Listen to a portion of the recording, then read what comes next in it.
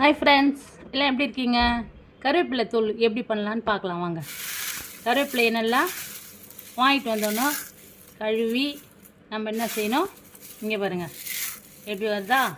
இந்த மாதிரி என்ன பண்ணணும், நிழல்லையே வீட்டிலையே காய வச்சுக்கணும். காய வச்சுட்டு நம்ம இது என்ன பண்ணோம், மிக்சியில் அரைச்சிக்கலாம். மிக்சியில் அரைச்சி இருங்க எடுத்துகிட்டு வரேன். மிக்சியில் அரைச்சி எடுத்துகிட்டு வரேன்.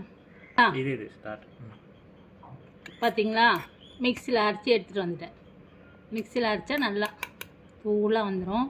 கொஞ்சமாக இருக்கிறதால நம்ம வீட்டிலையே அரைச்சிக்கலாம். நிறையனா நம்ம மிஷினில் கூட அரைச்சிக்கலாம். இதில் தோசையில் போட்டு சாப்பிட்டுக்கலாம், சப்பாத்தியில் போட்டு சாப்பிட்லாம். சும்மா ஏதாவது செஞ்சோம்னா கூட அந்த கருவேப்பிலை தூள் நம்ம போட்டு சாப்பிட்டுக்கலாம். சுகருக்கு சும்மா அப்படி 2 சிட்டிக்கு எடுத்து சாப்பிட்டுட்டு நம்ம தண்ணி குடிச்சோன்னா கூட நமக்கு நல்லது. இதுதான் கருவேப்பிலை பொடி எப்படி பண்ணுறதுன்னு சொல்லிவிட்டு உங்களுக்கு சொல்லி கொடுக்குறேன். கற்றுக்கோங்க, வீட்டில் செஞ்சு பாருங்கள்.